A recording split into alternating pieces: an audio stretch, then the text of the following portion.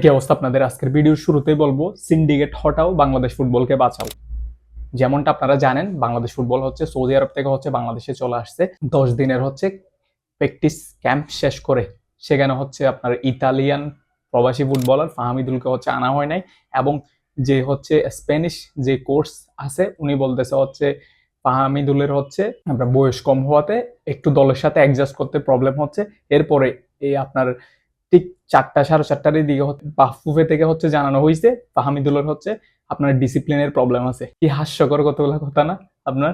যেই ছেলে আপনার প্রীতি ম্যাচের মধ্যে যেখানে একটা দুইটা টিম নিয়ে একটা প্রীতি ম্যাচ অনুষ্ঠিত হয়েছিল, সেখানে হ্যাটট্রিক করছে। এরপর তার এই বাফুফের বর্তমান যেখানে ভিডিওগুলো আমরা দেখি বাফুফের ফেজে, সেখানে ভিডিওতে তার স্কিল দেখে সবাই একদম কি অবাক।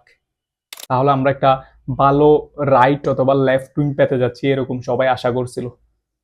তো সেই আশাকে দুলোর সাথে মিশিয়ে দিয়ে বাফুফের যে সিন্ডিকেট গুলো আছে, সেই সিন্ডিকেট গুলা যদি এই অবস্থা করে, তাহলে আমরা হামজা ভাইকে নিয়ে যে স্বপ্ন দেখতেছি, আমরা একটা কি এই দলকে নিয়ে ভালো কিছু করব, ইভেন ভারতকে হারাবো, তাহলে কিভাবে কি ফাহামিদুলের মতো ইতালিয়ান একজন প্রবাসী যদি বাংলাদেশে এসে খেলার কি দেখে আগ্রহ দেখায়, এইরকম পরিস্থিতিটা দেখে তারা কি আর বাংলাদেশে খেলতে আসবে?